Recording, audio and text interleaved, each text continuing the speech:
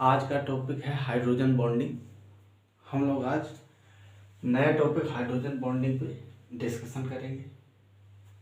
तो hydrogen bonding बहुत ही exam के पर्पज से भी बहुत ही इम्पोर्टेंट टॉपिक है और डे टू डे लाइफ में के लिए भी बहुत ही यूजफुल साबित हुआ है। तो सर्वप्रथम साइंटिस्ट थे मोरे एंड विनविल। इन्होंने सन 1921 में एक कंपाउंड के स्ट्रक्चर का एनालिसिस किया, ट्राईमेथिल अमोनियम हाइड्रोक्साइड, और उसमें देखा कि हाइड्रोजन 2 बॉन्ड फॉर्म कर रहा है, जबकि हाइड्रोजन की वैलेंसी 1 होती है, एटॉमिक नंबर 1 होता है, उसके पास एक ही इलेक्ट्रॉन होता है, तो वो मैक्सिमम एक ही बॉन्ड बना सकता है, या तो इलेक्ट्रॉन के साझे से कोवेलेंट बॉन्ड, या फिर उसको किसी को दूसरे को डोनेट कर दे, मोर इलेक्ट्रोनेगेटिव एटम को। कुल मिला के एक ही बॉन्ड फॉर्म कर सकता है। यहाँ पे देखते हैं हम लोग, हाइड्रोजन का एटॉमिक नंबर होता है 1। इसका एटॉमिक स्ट्रक्चर देखें तो सेंटर में न्यूक्लियस होगा जिसमें प्रोटॉन होगा एक, और आउटर 1s सेल में एक इलेक्ट्रॉन होगा। तो इसके पास ओनली 1 इलेक्ट्रॉन है, अतः एक ही बॉन्ड बना सकता है, लेकिन फिर भी इसमें 2 बॉन्ड नज़र आए हैं इस वाले यौगिक में। ये जो है ट्राईमेथाइल अमोनियम हाइड्रोक्साइड, ये अमोनिया डेरिवेटिव है। अमोनिया नहीं होता है ऐसे NH3, और एक लोन पेयर होता है अमोनिया के पास। तो ये 2 हाइड्रोजन मिथाइल से प्रतिस्थापित हो जाते हैं, 2, और एक CH3 कार्बोकैटायन इसको लोन पेयर डोनेट करके बॉन्ड बनाता है, 3 मेथिल ग्रुप नाइट्रोजन से जुड़ जाते हैं, और ये H से OH। अब OH और H ये कैसे बॉन्डिंग करते हैं? हाइड्रोजन में एक बॉन्ड तो उसके वैलेंसी के अकॉर्डिंग नाइट्रोजन से बना हुआ है, लेकिन दूसरा बॉन्ड जो यहाँ पे बनेगा, ये वाला बॉन्ड, ये बॉन्ड आयोनिक इंटरेक्शन के थ्रू बनता है, इसी को बोलते हैं हाइड्रोजन बॉन्ड। ये बहुत ज़्यादा जो मोस्ट इलेक्ट्रोनेगेटिव एटम्स हैं उनके बीच ही इंटरेक्शन हो पाता है। तो Moore and Winmill in 1922 gave formula trimethyl ammonium hydroxide H. तो ट्राईमिथाइल अमोनियम हाइड्रोक्साइड का फार्मूला का एनालिसिस किया, तो उसमें देखा हाइड्रोजन 2 बॉन्ड बना रहा है, एक तो अपनी वैलेंसी के कारण और दूसरा आयोनिक इंटरेक्शन के कारण ऑक्सीजन के थ्रू फॉर्म कर रहा है। In this formula hydrogen is linked with 2 atoms instead of only 1।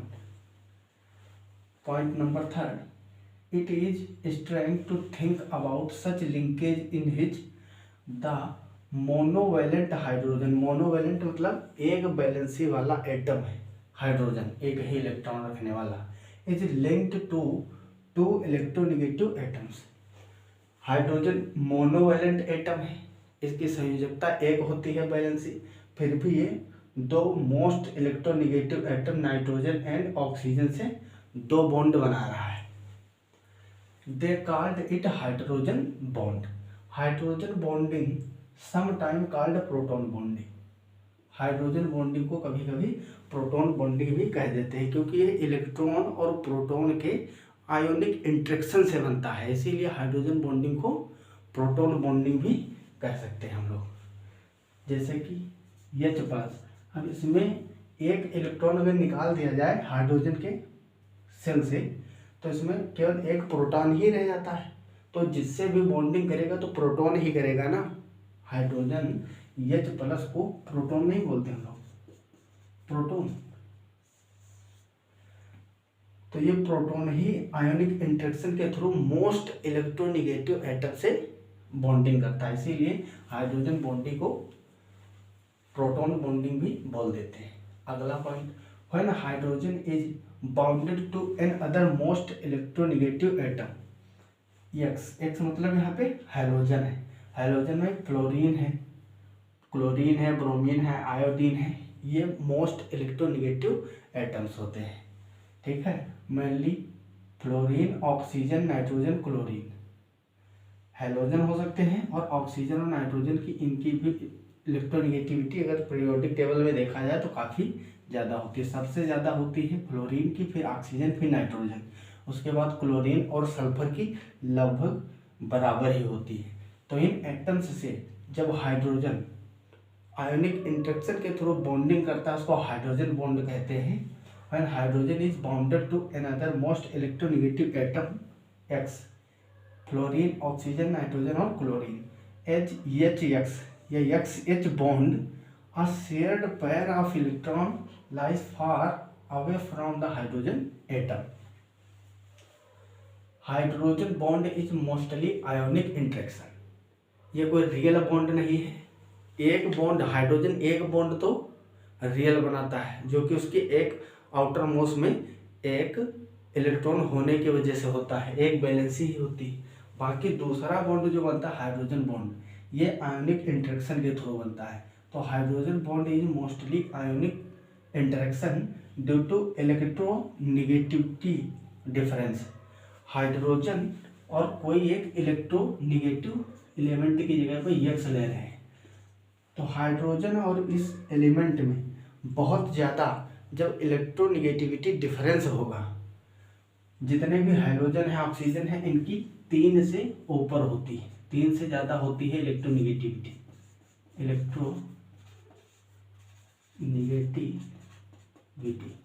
अगर फ्लोरीन की बात करी जाए तो इसकी 4.1 के करीब होती है और हाइड्रोजन की इलेक्ट्रोनेगेटिविटी 2.1 होती है। तो इनमें काफ़ी डिफरेंस है। इसी डिफरेंस के थ्रू आयोनिक इंटरेक्शन के कारण इसमें हाइड्रोजन बॉन्डिंग होती है। Hydrogen bond is mostly ionic interaction due to electronegativity difference, but some covalent character is develop.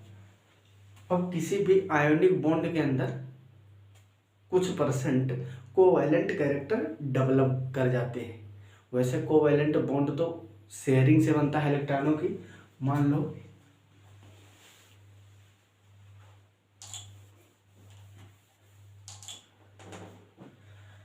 कोई भी सेम एटम जब जुड़ते हैं, मान लो H2 की संरचना है, तो H2 के स्ट्रक्चर में क्या होगा, हाइड्रोजन और हाइड्रोजन ही जुड़े हैं, तो इसमें इलेक्ट्रोनेगेटिविटी डिफरेंस 0 है, क्योंकि 2.1 इसका भी और इसका भी। तो अगर अंतर निकालोगे तो 0। जिनके मध्य, उन दो एटम के मध्य कोवेलेंट फॉर्म होगा, कोवेलेंट बॉन्ड, जिनके बीच इलेक्ट्रोनेगेटिविटी डिफरेंस या तो 0 है या बहुत ही कम होगा, तो इसको बोलते हैं कोवेलेंट बॉन्ड, जिसमें दोनों एक एक इलेक्ट्रॉन को साझा करते हैं। और आयनिक बॉन्ड जो होता है एच इस पर डेल पॉजिटिव और डेल निगेटिव चार्ज होगा। तो ये जो आयोनिक इंटरेक्शन है इसमें इलेक्ट्रॉनों का साझा नहीं हुआ है, इसमें हाइड्रोजन ने अपना इलेक्ट्रॉन इसको दे दिया, तो इसमें आयोनिक इंटरेक्शन डेवलप हुआ। इस पर पॉजिटिव चार्ज, निगेटिव चार्ज, तो इन दोनों में एक अट्रैक्शन फोर्स लगेगा, वही एक बल के रूप में फोर्स जो है बॉन्ड के रूप में फॉर्म हो जाएगा। तो उसमें कोवैलेंट नेचर भी डेवलप हो जाता है अकॉर्डिंग टू फजांस रूल। आपको डिस्क्रिप्शन में लिंक मिल जाएगी, फजांस रूल ऑलरेडी कंप्लीट हो चुका है, बहुत ही अच्छी तरीके से समझे हम लोग, उसको जाके आप लोग देख सकते हैं। But some covalent character is develop. अब देखो अगर HF का स्ट्रक्चर देखा जाए तो इसमें हाइड्रोजन बॉन्डिंग के थ्रू एक HF मॉलिक्यूल दूसरे HF मॉलिक्यूल से इस तरह बाइंड रहता है, और इसके रिएक्शन जल्दी HF की नहीं होती किसी से। HCl है, HCl को तोड़ दोगे और HBr टूट जाता है, लेकिन HF की रिएक्शन जब कराते हो तो उसमें बहुत ज़्यादा हीट निकलती है, क्योंकि एक तो ये बॉन्ड तोड़ना पड़ेगा जो रियल बॉन्ड है H और F के बीच, और दूसरा बॉन्ड रिएक्शन में हाइड्रोजन बॉन्ड टूटता है जिसकी एनर्जी बहुत ही ज़्यादा होती है, 10 to 40, लगभग 10 से 40 किलो जूल पर मोल होती है। मतलब HF के एक मोल अणुओं को तोड़ने के लिए केवल हाइड्रोजन बॉन्ड 10 से 40 किलो जूल एनर्जी देनी पड़ती है, तो इसीलिए बहुत ही हार्ड रिएक्शन हो जाती है। अगला पॉइंट है point number 7, water molecule is also a dipole with negative oxygen end and positive hydrogen end as shown. Hydrogen भी है, जैसे कि अब लोग कहते हैं ना जल ही जीवन है, जल के बिना जीवन संभव नहीं है, लेकिन आज से तुमको लगेगा हाइड्रोजन बॉन्डिंग ही जीवन है, क्योंकि अगर हाइड्रोजन बॉन्डिंग नहीं होती, वाटर मॉलिक्यूल एक दूसरे से हाइड्रोजन बॉन्डिंग के थ्रू जुड़े हैं, अगर ये हाइड्रोजन बॉन्डिंग नहीं होती, जितने भी वाटर मॉलिक्यूल हैं ये अलग अलग होते गैसियस स्टेट में, एक मॉलिक्यूल यहाँ होता है, एक यहाँ होता है, एक यहाँ होता है, एटमॉस्फेयर में ऐसे ही बिखरे हुए होते, एक पास कंडेंस स्टेट में कभी भी नहीं आ पाते। तो हाइड्रोजन बॉन्डिंग बहुत ही इम्पोर्टेंट है, क्योंकि हाइड्रोजन बॉन्डिंग के थ्रू ही वाटर के मॉलिक्यूल आपस में जुड़े रहते हैं, जिससे वो वाटर को फॉर्म करते हैं, वरना H2O का मॉलिक्यूल ये अलग अलग रहते गैसियस स्टेट में और एटमॉस्फेयर में यूं ही ऐसे ही बिखरे रहते हैं और वाटर के रूप में कंडेंस नहीं हो पाते। और वाटर कितना इम्पोर्टेंट है हम लोगों के लिए तो आप जानते ही हो। तो इतना आप लोग पॉज करके नोट करिए, फिर आगे nature of hydrogen bonding, hydrogen bonding के प्रकार, टाइप्स कितने कितने हैं, इंटरमोलिकुलर हाइड्रोजन बॉन्डिंग और इंट्रामोलिकुलर हाइड्रोजन बॉन्डिंग, इसके बारे में डिस्कस करते हैं, तो इसको पॉज करके नोट कर लीजिए।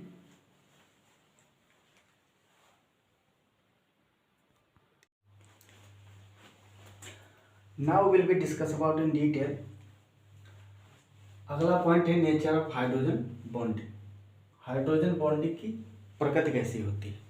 तो हाइड्रोजन बॉन्डिंग लगभग वान डर वाल्स फोर्सेस के जैसे होते हैं, लेकिन स्ट्रेंथ अगर देखी जाए तो वान डर वाल्स फोर्सेस से हाइड्रोजन बॉन्ड की स्ट्रेंथ कुछ ज़्यादा होती है, ठीक है।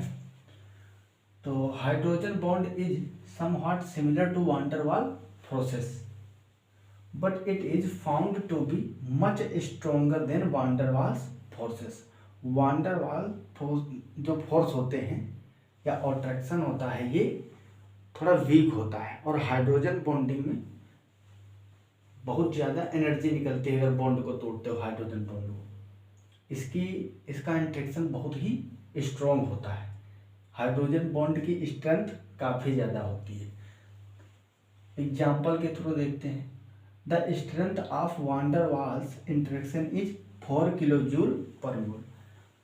कोई ऐसा कंपाउंड जिसके अंदर वान डर वाल्स फोर्सेस हैं, जितने भी बॉन्ड हैं वो सब वान डर वाल्स इंट्रैक्शन के थ्रू बंधे हुए हैं, तो 1 मोल उस कंपाउंड के बॉन्डों को तोड़ने के लिए 4 किलो जूल एनर्जी की जरूरत होती है, जबकि हाइड्रोजन बॉन्डिंग के लिए the strength of hydrogen bond is approx 10 to 14 kilo joule per mole.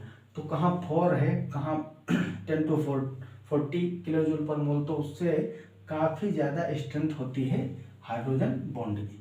It may be recalled that hydrogen bond does not involve any sharing of electron. Van der Waals process में क्या होता है, उसमें इलेक्ट्रॉनों की sharing हो जाती है कुछ हद तक, लेकिन हाइड्रोजन बॉन्डिंग में केवल और केवल इलेक्ट्रॉनिक अट्रैक्शन होता है, ठीक है। तो वान डर वाल्स फोर्सेस बहुत ही वीक फोर्स होते हैं और हाइड्रोजन बॉन्डिंग एक स्ट्रॉन्ग बॉन्ड फॉर्म करता है। टाइप्स ऑफ हाइड्रोजन बॉन्ड, तो हाइड्रोजन बॉन्ड 2 टाइप के होते हैं, एक होता है इंटरमोलिकुलर और एक इंट्रामोलिकुलर। इंटरमोलिकुलर जो अलग अलग कंपाउंडों में हो, जैसे कि एग्जांपल इसमें देख लो, HF है, HF, तो ये अलग एक मॉलिक्यूल हो गया, ये दूसरा मॉलिक्यूल है उससे बनाएगा HF, फिर अगले वाले से बनाएगा।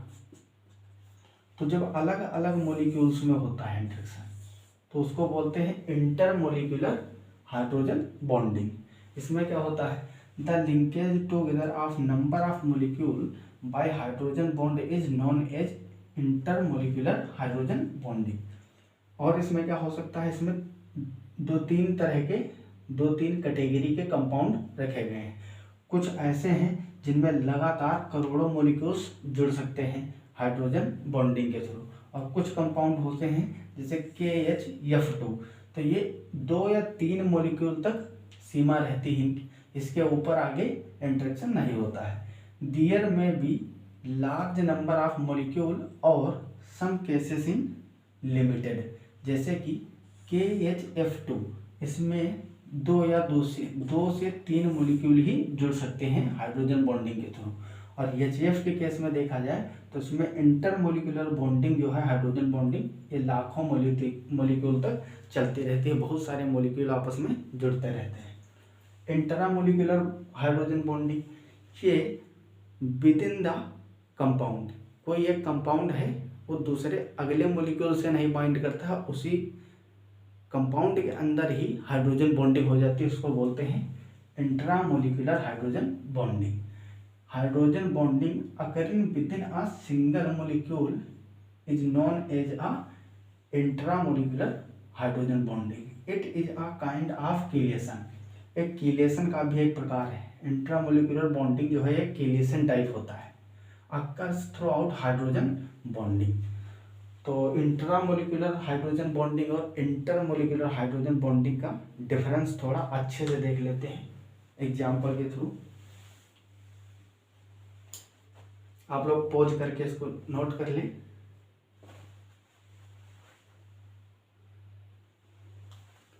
ठीक है, तो हम समझते हैं इंटरमोलिकुलर और इंट्रामोलिकुलर हाइड्रोजन बॉन्डिंग के बारे में क्या होता है। इंटरमोलिकुलर और इंट्रामोलिकुलर थोड़ा डिटेल में समझेंगे स्ट्रक्चर के थ्रू। इंट्रा मतलब होता है मॉलिक्यूल के अंदर ही बॉन्डिंग होगी, और इंटरमोलिकुलर मतलब दो मॉलिक्यूल के बीच में आपस में होगी बॉन्डिंग होगी।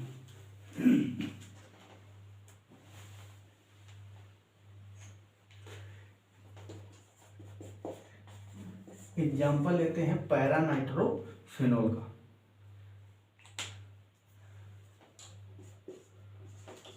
पैरा नाइट्रोफिनॉल,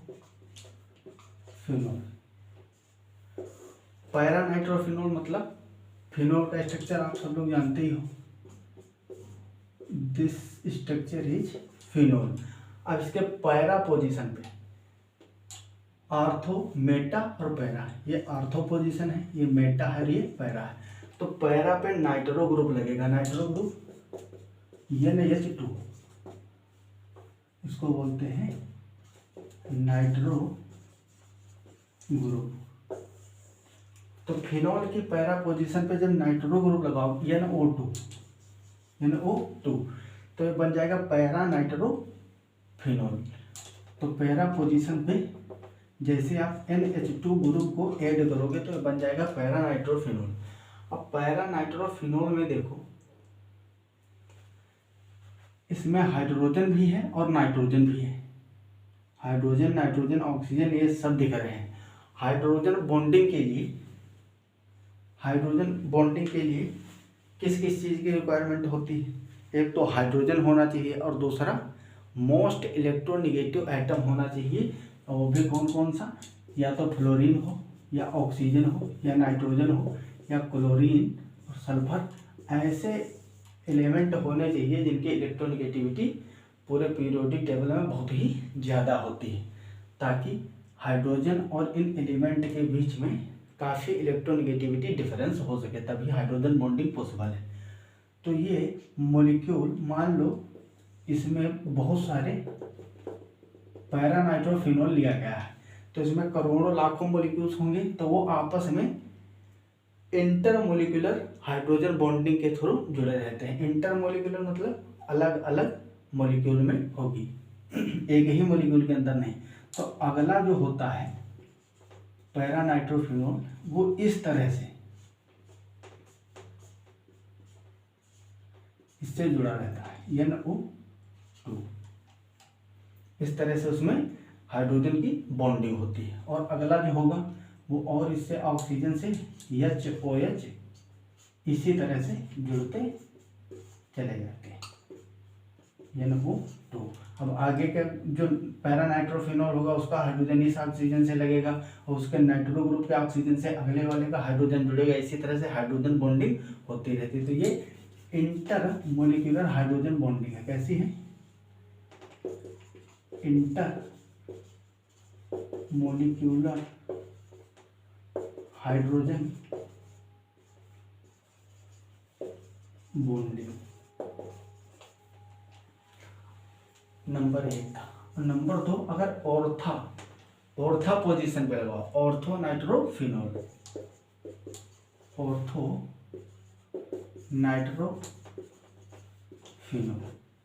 तो ऑर्थो नाइट्रोफिनॉल का स्ट्रक्चर कुछ इस तरह से होगा, OH, और यहाँ ऑर्थो पोजीशन पे लगा होगा नाइट्रोजन और oxygen. This is OH hydroxy group. अब इसमें ऑर्थो पोजीशन पे नाइट्रोजन जुड़ा है तो मतलब ऑर्थो नाइट्रोफिनॉल। अब ऑर्थो नाइट्रोफिनॉल में क्या होगा, इसमें एक ही मॉलिक्यूल में हो जाएगी बॉन्डिंग, हाइड्रोजन बॉन्डिंग। इसमें 2 मॉलिक्यूल के अंदर हो रही थी तो ये इंटरमॉलिक्यूलर, और इसमें जो है आयोनिक इंटरेक्शन एक ही मॉलिक्यूल के अंदर हो जाता है और एक रिंग लाइक दूसरा स्ट्रक्चर बेंजीन से जुड़ जाता है, फॉर्म हो जाता है। तो इसको बोलते हैं इंटरामोलिक्यूलर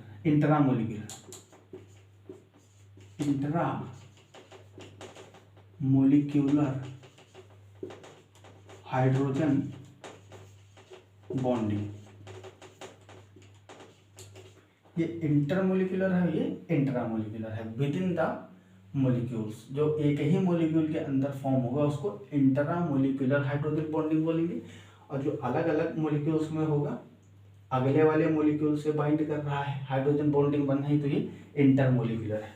और इसमें एग्जांपल ले सकते हैं जैसे कार्बोक्सिलिक एसिड का, एसिटिक एसिड, फॉर्मिक एसिड, ये सब इंटरमोलिक्यूलर हाइड्रोजन बॉन्डिंग बनाते हैं। जैसे कि 2 मोल आप ले लीजिए CH3 डबल बॉन्ड OH, ये क्या है, एसिटिक एसिड है, एसिटिक एसिड।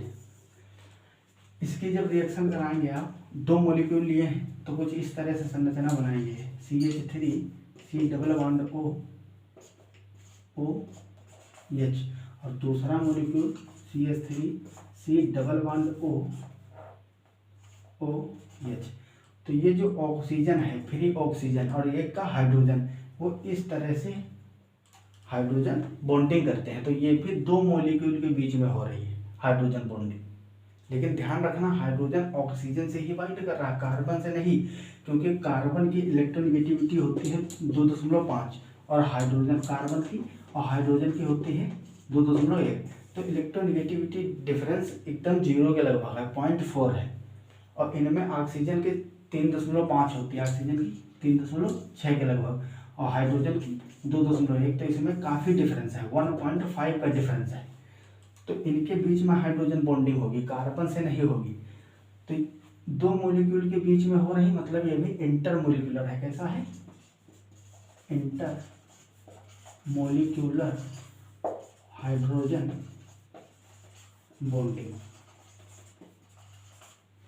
तो आप लोग इन एग्जांपल्स को नोट कर लीजिए पॉज करके, फिर आगे देखते हैं importance of hydrogen bonding. 4-5 point हैं, उसको डिस्कस कर लेते हैं।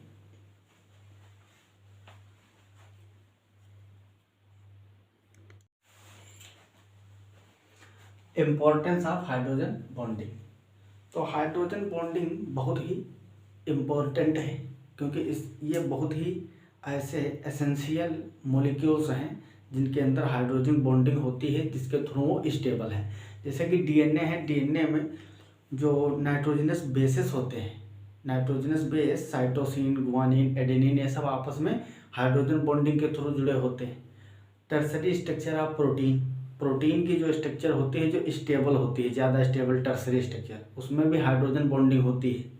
तो हाइड्रोजन बॉन्डिंग का बहुत ही ज़्यादा महत्व है, इसलिए इम्पोर्टेंस पे भी इसके थोड़ा नज़र डाल लेते हैं। Water is essential thing for life. Water तो जीवन के लिए आवश्यक है ही। जब water exist in the form of liquid due to hydrogen bonding, अगर हाइड्रोजन बॉन्डिंग नहीं होती, मान लो H2O इस तरह से होता, तो एक ही मॉलिक्यूल एटमॉस्फेयर में ऐसे ही उड़ते रहते अलग अलग एक एक मॉलिक्यूल। और हाइड्रोजन बॉन्डिंग के थ्रू ये क्या होता है, इसमें बॉन्डिंग हो जाती है, ताकि बहुत सारे मॉलिक्यूल एक साथ बंधे होकर कंडेंस होकर वाटर फॉर्म करते हैं।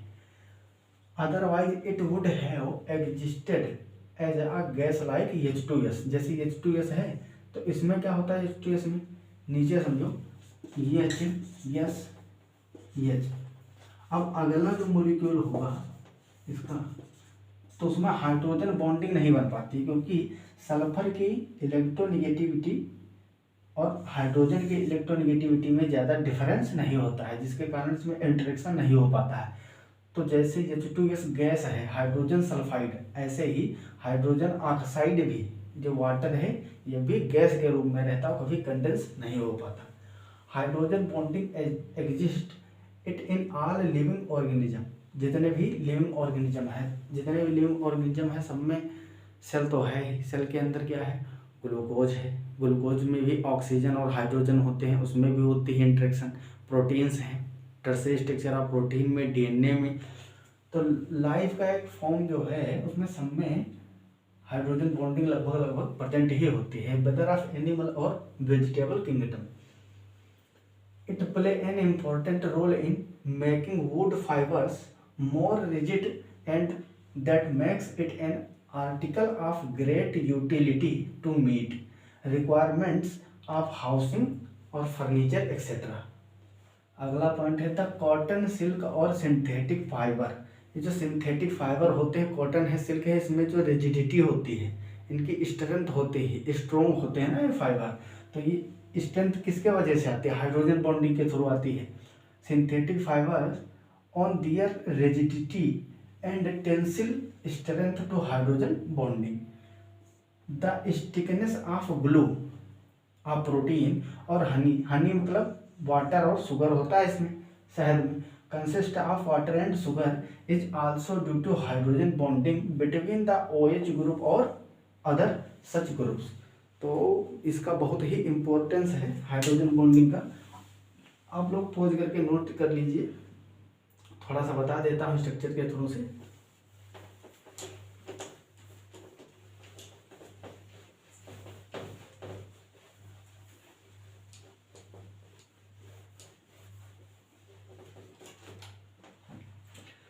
अगर डीएनए का स्ट्रक्चर देखा जाए तो इस तरह से कुछ होता है। तो इसमें जो नाइट्रोजनस बेसेस होते हैं, एडेनिन हमेशा थाइमिन से जुड़ता है, गुआनिन साइटोसिन से। तो इसमें दो double hydrogen bonding, triple hydrogen bonding, इस तरह से प्यूरिन और पिरिमिडिन आपस में नाइट्रोजनस बेसेस जुड़े होते हैं। तो इसमें जो बीच में इंटरेक्शन होते हैं क्या होते हैं, ये भी हाइड्रोजन बॉन्डिंग ही है। क्या है, हाइड्रोजन बॉन्डिंग होती है। इसी तरह से प्रोटीन भी होती है, प्रोटीन के टर्सरी स्ट्रक्चर में भी हाइड्रोजन बॉन्डिंग होती है। ठीक है, ये नाइट्रोजनस बेस हो गया, यहाँ पे कोई भी नाइट्रोजनस बेस हो सकता है। तो इसके बीच में हाइड्रोजन बॉन्डिंग होती है, जिसके थ्रू ये स्टेबल होता है। अच्छा, ये स्टेबल जानते हो तुम लोग, डीएनए और आरएनए में, आरएनए क्यों नहीं इतना स्टेबल है, क्योंकि उसमें हाइड्रोजन बॉन्डिंग बहुत ही कम होती है। हाइड्रोजन बॉन्डिंग तो होती है, लेकिन उसमें आरएनए में एक OH ग्रुप एक्स्ट्रा होता है, जो बहुत ही ज़्यादा सेकंड पोजीशन पे, रिंग जो होती है राइबोज शुगर, उसमें सेकंड पोजीशन पे OH बहुत ही रिएक्टिव ग्रुप है, इसीलिए वो कम स्टेबल होता है। जूलॉजी और बॉटनी की भी क्लासें बराबर कंटिन्यू चल रही हैं, आप लोग जाके वहाँ से देख सकते हैं। यदि मैथ है आपके पास फिर तो मैथ की क्लासें कहीं और से आप लोग देख सकते हैं, लेकिन अगर जूलॉजी बॉटनी की क्लासें चाहिए तो पूरे टॉपिक अच्छे से एकदम समझाए जा रहे हैं। तो आप लोग पढ़ाई करते रहें। ऑल द वेरी बेस्ट, तब तक के लिए ओके बाय। और हमारे चैनल को लाइक, शेयर और सब्सक्राइब करना मत भूलिएगा। सब्सक्राइब जरूर करिए ताकि अगले के वीडियो आपको मिलते रहें।